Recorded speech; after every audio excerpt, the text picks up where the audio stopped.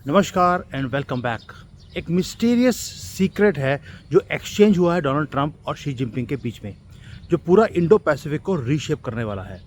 उसके बाद अमेरिका में केओस है, बॉम्ब ब्लास्ट हो रहे हैं वहाँ पर मेजर प्लेन क्रैश हो रहे हैं। और अब ये देखिए सारा कुछ जो जिसको बोलते हैं ग्लोबल पावर स्ट्रगल है, वो 24 घंटे में वो चेंज हो गया। वॉशिंगटन से लेकर मॉस्को, मॉस्को से लेकर बेजिंग तक पूरा ऐसा घमासान पड़ा हुआ है जिसके ऊपर बात करनी ज़रूरी है। क्योंकि जो आज अमेरिका में, चाइना में, रशिया में हो रहा है, ये सिर्फ उनकी स्टोरी नहीं है, ये मैसेज भी है दुनिया को कि दुनिया चेंज हो रही है। और ये मैसेज है भारत को और भारतीयों को कि nothing is safe and nobody is your friend. पहले बात करेंगे बेजिंग की और ट्रम्प की बात करेंगे बाद में। लेकिन हमारा सबसे बड़ा दोस्त मॉस्को, पुतिन, वो वहाँ पर पैनिक हो गया है।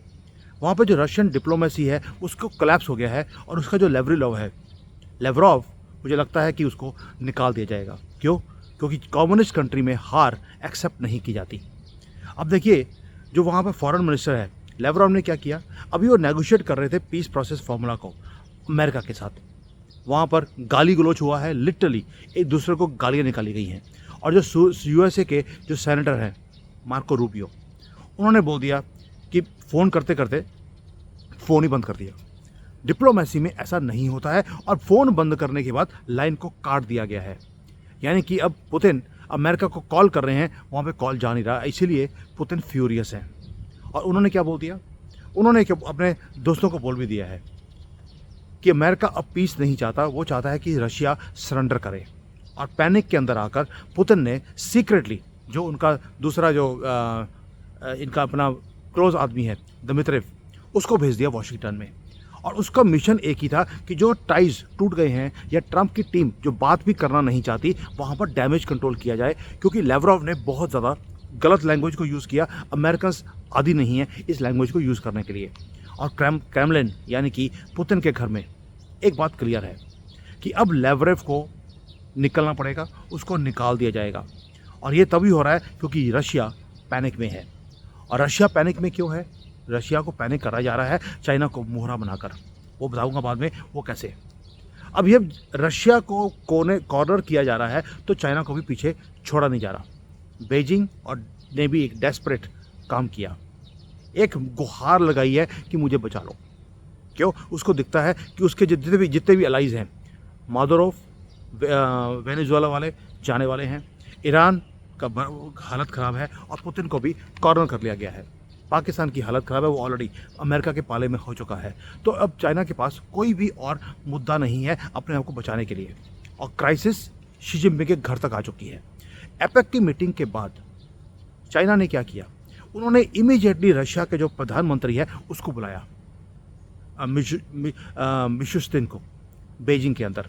एजेंडा ये था कि हम दोनों मिलकर अपने आप को सर्वाइव करवाएं। शी जिनपिंग ने मोदी को भी बोला था, आइए मिलकर अमेरिका की हेजीमनी को हम काउंटर करते हैं।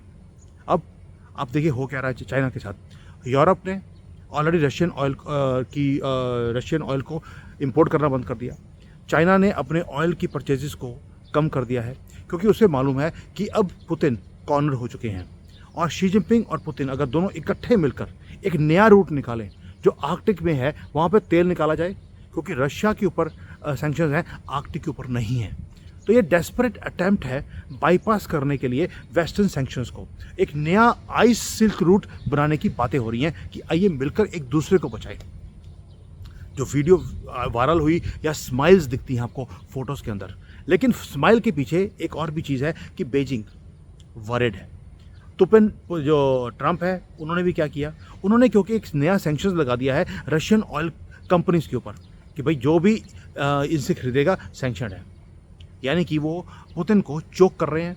और बेजिंग का जो फाइनेंशियल नेटवर्क है उसको भी चोक किया जा रहा है। और शी और पुतिन के पास अब कोई भी अलाई नहीं रहा। और शी जिनपिंग ने तो सोचना शुरू कर दिया शायद पुतिन उनके लिए एक लायबिलिटी बन चुके हैं। और तभी कुछ अनयूजुअल काम हुआ। चाइना ने एक मैसेज भेजा वॉशिंगटन को। एक डंडा था, उसके ऊपर कपड़ा लगा हुआ है वाइट कलर का और झंडी हिला रहा है चाइना। क्यों? क्योंकि जो यूएसए का एम्बेसडर है जो बेजिंग में है, उन्होंने अभी बोला कि चाइना ने 4 बातें बोली हैं अमेरिका को कि हम तुम्हारे साथ संधि करने को तैयार हैं, कॉम्प्रोमाइज़ करने को तैयार हैं। बस 4 मुद्दे हैं, इसके ऊपर टच नहीं करोगे तो। एक, आप ताइवान के ऊपर कोई बात नहीं करोगे।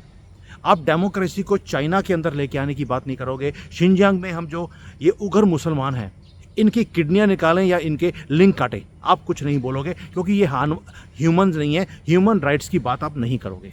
आप चाइना का जो पॉलिटिकल सिस्टम है उसको क्रिटिसाइज़ नहीं करोगे। और लास्टली, चाइना जो डेवलपमेंट के नाम पर कभी ताइवान को कब्ज़ा करने की कोशिश करता है, कभी जापान के आइलैंड्स लेता है, कभी साउथ चाइना सी कहता है कि ये अगर हमारे पास होंगे तो हमारी डेवलपमेंट होगी, आप इसके ऊपर ऑब्जेक्शन नहीं करोगे। और बीजिंग ने इन रिटर्न क्या करेगा? इन रिटर्न एक ही बात करेगा कि भाई अमेरिकन प्रेसिडेंट को वो प्रोवोक नहीं करेंगे, रेयर अर्थ एलिमेंट्स को बंद नहीं करेंगे, डीकपलिंग वाला काम नहीं करेंगे। यानी कि चाइना ने बोल दिया कि मैं सीज फायर करने को तैयार हूं, कोल्ड वॉर मेरे साथ करने की ज़रूरत नहीं है। अब मुद्दा आता है मेजर कि जो हिडन कॉल था, जो मैंने पहले बोला, ये तो हो गया जो इन्होंने एम्बेसडर को बोला है, यूएसए के एम्बेसडर को जो चाइना में बैठा है। मीडिया इसको कवर नहीं करेगा, मैं बार बार बोलता हूँ ताकि आपके अंदर तक चले जाए मीडिया क्यों छुपाता है इन चीज़ों को। अब आते हैं हिडन कॉल। 3 कॉल हुए हिडन वे में, यूएसए प्रेसिडेंट डोनाल्ड ट्रंप और शी जिनपिंग के बीच में। ये जो सीक्रेट कम्युनिकेशन है, ये कैसे हुई? ये हुई through calls and through private messaging. और जब कब हुआ? जब एपेक की मीटिंग से पहले, जब इनकी मीटिंग हुई साउथ कोरिया में, उससे पहले ये 3 बार कॉल हुआ। ये फ्रेंडली कॉल्स नहीं थे दोस्तों, यहाँ पर भी गाली गलौज हुआ है। दोनों लोगों ने हार्ड ट्रूथ्स के ऊपर बात करी। बात क्या करी? ट्रंप ने बोला कि भाई जो ये रेयर अर्थ एलिमेंट्स हैं जिसको तुम ब्लॉक कर रहे हो, इसको इंडिपेंडेंट कर दो, मैं इसको एक्सेप्ट नहीं करूँगा, क्योंकि ये क्रिटिकल सप्लाई चेन्स है जो बीजिंग कंट्रोल करता है।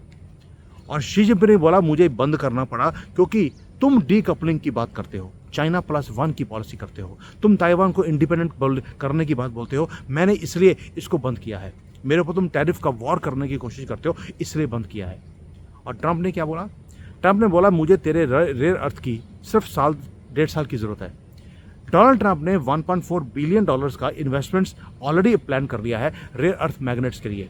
उसकी पूरी industry, factories, funding, emergency supply chains, सबको सेटअप कर रहा है वो। 18 महीने लगेंगे, अमेरिका को चाइना की ज़रूरत नहीं रहेगी। अब ये भारत के लिए बहुत बड़ा एक स्ट्रेटेजिक सिग्नल भी है। हमें भी चाइना के चंगुल से बाहर निकलना पड़ेगा। अमेरिका अपने आप को फ्री कर रहा है चाइनीज़ मिनरल से। अब यहाँ पर भारत की एंट्री आती है। बाकी भगवान की देखिए कृपा क्या है, हमें ऑलरेडी ये सारे मिनरल्स अब हमें भारत में मिल चुके हैं। अब हमें चाइना की ज़रूरत नहीं है।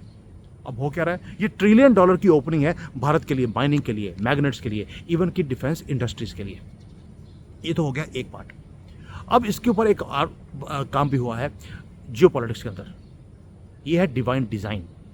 क्या कि जो शी जिनपिंग है, उनका एक प्लान था कि वो ताइवान के ऊपर इन्वेट करना चाहते थे, उसको कब्जे में करना चाहते थे। जापान के अंदर एक नई प्रधानमंत्री आ गई, ताकियाची। वो क्या करती हैं? वो ताइवान का जो फॉर्मर डेप्यूटी प्राइम मिनिस्टर है उससे मीटिंग करती हैं एपेक के अंदर, ताकि बीजिंग को हिलाया जाए। वो बीजिंग के सारे प्लान्स को ख़त्म करना चाहती हैं कि ताइवान को हम सपोर्ट करेंगे। और जो जापान है वो ताइवान को सपोर्ट अमेरिकन सपोर्ट के बिना नहीं कर सकता। यानी कि अमेरिका ने बोला कि तुम ताइवान को सपोर्ट करो, और जापान ने करना शुरू कर दिया, साउथ कोरिया ने करना शुरू कर दिया, यहाँ तक कि ऑस्ट्रेलिया, यूएसए, न्यूजीलैंड, फिलीपींस, इन सब ने एक मैसिव जॉइंट ड्रिल किया है साउथ चाइना सी में, ताकि चाइनीज़ शिप्स को और जो उनका स्पाई नेटवर्क है चाइना का, उसको काउंटर किया जाए।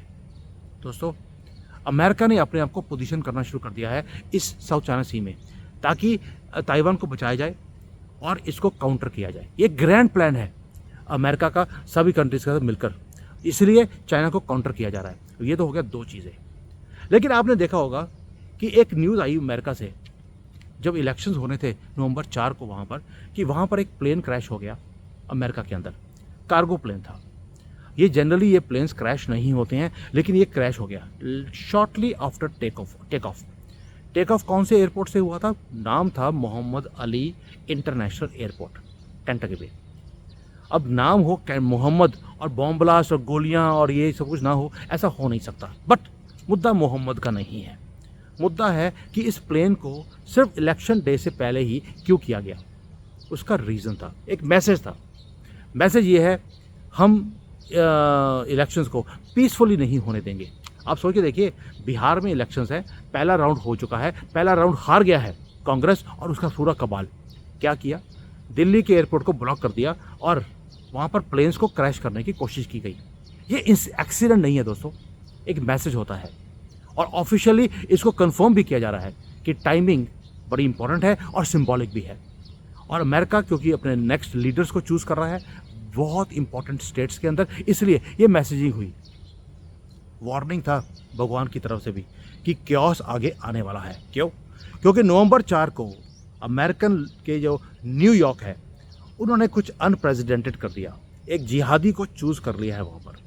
और वहाँ पे जो इलेक्शंस हैं वो इलेक्शन से पहले बैटलफील्ड बन गए थे। बॉम्ब ब्लास्ट की वहाँ पर न्यूज़ आनी शुरू हो गई कि भाई बॉम्ब ब्लास्ट होने वाला है, अब घरों से मत निकलना। और जिहादी ने क्या किया, मामदानी ने, उसने बोल दिया ये डोनाल्ड ट्रंप कर रहे हैं क्योंकि वो हारने वाले हैं। और यही प्ले बुक कांग्रेस का भी होता है। जब भी वो इलेक्शन हारने वाले होते हैं, बॉम्ब ब्लास्ट की वो धमकियाँ देने शुरू कर देंगे, ट्रेन डीरेल हो जाएगी, प्लेन्स गिरने शुरू हो जाएंगे ताकि वो इलेक्शन जीत जाए। मुद्दा इनके पास कुछ भी नहीं है, डेवलपमेंट ज़ीरो। मामदानी ने अनाउंस क्या किया है कि आपको फ्री राशन दिया जाएगा। फ्री राशन, आपका जो रेंट है वो जो आज दे रहे हैं बस वो फ्री हो जाएगा, इससे ऊपर बढ़ेगा नहीं। फ्री बस राइड, फ्री बिजली, फ्री पानी, उसने सारा कुछ ये अनाउंस कर दिया। और अमेरिका के लोग मुझे लगता था पढ़े लिखे हैं, हमारे यहाँ के सेकुलर हिंदुओं की तरह नहीं है, वहाँ पर मुझे लगता है हिंदू ही होंगे सेकुलर वाले। उन्होंने मामदानी को इलेक्ट कर लिया, यह फ्री राशन मिल जाएगा, लाइफ बल्ले बल्ले हो जाएगी, जो मैं डॉलर कमा रहा हूँ मेरे बैंक में बचे रहेंगे। बेटा ये तुम्हें बाद में पता लगेगा जब मामदानी आएगा, वहाँ पर सारे इलीगल्स को अब इंपोर्ट किया जाएगा जैसे लंदन में साजिद खान कर रहा है। और ये नर्क का द्वार बनने वाला है अमेरिका के लिए, न्यूयॉर्क। अमेरिकन प्रेसिडेंट डरा हुआ है और यही काम भारत में केजरीवाल ने किया, दिल्ली में, पंजाब में ममता बनर्जी कर रही है, वेस्ट बंगाल में कम्युनिस्ट कर रहे हैं, केरला में, नॉर्थ ईस्ट में जो जितना भी डेमोग्राफी चेंज हुई है वो चेंज करी कांग्रेस ने। दोस्तों डोनाल्ड ट्रंप को एक ऐसा काम करना पड़ा जो आज तक मैंने कभी सुना नहीं है। आप इमेजिन कीजिए कि नीतीश कुमार को राहुल गांधी बोले कि मैं इसको सपोर्ट करता हूँ, क्या पॉसिबल है? अमेरिकन प्रेसिडेंट को यहाँ तक करना पड़ा कि जो मामदानी के खिलाफ को डेमोक्रेट खड़ा हुआ था उसने उसको सपोर्ट किया कि यार ये डेमोक्रेट मुझे चलेगा लेकिन ये जिहादी नहीं चलेगा, क्योंकि मुझे न्यूयॉर्क को सेव करना है इन इस्लामिस्ट लोगों से। नहीं कर पाया, हार गया डोनाल्ड ट्रंप और जिहादी जीत गया। और वहाँ पे जितने बिलियनियर्स हैं, मिलियनियर्स हैं, 7 लाख से ज़्यादा लोगों ने बोल दिया अब वो न्यूयॉर्क को छोड़ देंगे, अब यहाँ पर ये रहने के लायक नहीं रहा। लंदन का यही हाल है, 55% जिहादी वहाँ पहुँच गए हैं। अब वहाँ पर जितने भी वाइट्स हैं, लोकल्स हैं, उन्हें छोड़ के जा रहे हैं। और डोनाल्ड ट्रंप ने क्या बोला, मुझे मॉडरेट डेमोक्रेट पसंद है लेकिन मैं इस जिहादी को जीतने नहीं दूंगा। But he could not do it. Why? क्योंकि वहाँ पर भी सेकुलर हिंदू और सेकुलर क्रिश्चियंस, उसने इस जिहादी को जिता दिया। और ये जीतने के बाद इमीडिएटली क्या होता है, उससे जीतने से पहले बॉम्ब थ्रेट्स आते हैं, लोग बाहर वोट करने ही नहीं गए क्योंकि उनको डरा दिया गया। सेम प्लेबुक जो बिहार में, वेस्ट बंगाल में, जहाँ जहाँ पर ये जिहादी हैं और इनकी गवर्नमेंट्स हैं, वही चीज़ वहाँ पर आपको अमेरिका में दिखती है। अब वहाँ पे जो कैलिफोर्निया है, कैलिफोर्निया के अंदर तो उन्होंने बोल दिया कि आपका वोटर आईडी चेक नहीं किया जाएगा, आप 10 बार वोट कर दीजिए, रोका नहीं जाएगा, क्योंकि वहाँ पर ये काली स्याही लगती नहीं है। आप इमेजिन कीजिए भारत में क्या हो रहा है, हम बुर्का नहीं उतारेंगे, भाई हलाला करवाने के बाद सब कुछ उतार देंगे, लेकिन वोट डालने के लिए ये बुर्का नहीं उतारेंगे।